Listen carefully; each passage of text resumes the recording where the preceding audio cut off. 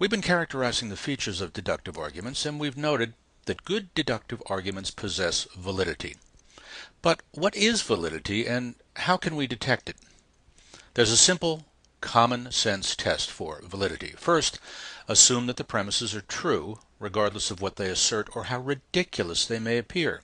Then, ask yourself, if these premises are true, is it nonetheless possible for the conclusion to be false?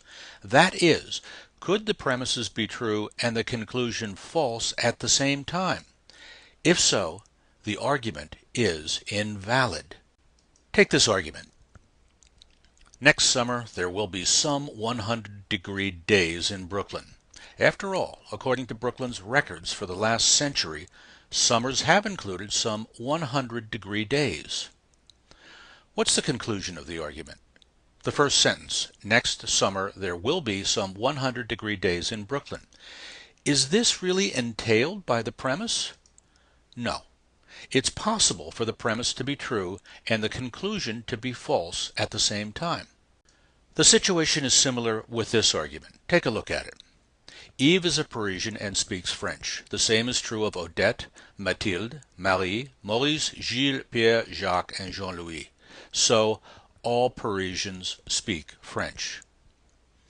Even if the premises are true, that these folks speak French and are Parisian, it doesn't necessitate the claim that all Parisians speak French. There might be Americans who have chosen to live in Paris but never learned French. So it's possible for the premise to be true and the conclusion false at the same time, which invalidates the argument. Here's a very important point about validity. Whether an argument is valid or not is entirely a matter of whether its conclusion follows necessarily from its premises.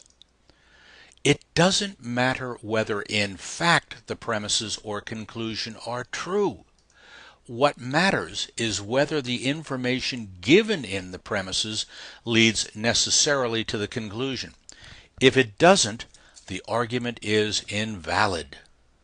Interestingly, an argument can be valid, have a true conclusion, and yet still have false premises. If it's true that all dogs are fish, and that all fish are mammals, then all dogs must be mammals. So even though an argument has false premises, the presumed truth of the premises would lead one inescapably to the conclusion. What really matters is the form of the argument. Any argument with this form will be valid, regardless of what the letters stand for. This concludes this segment of Learning Module 3. Please continue to the next segment.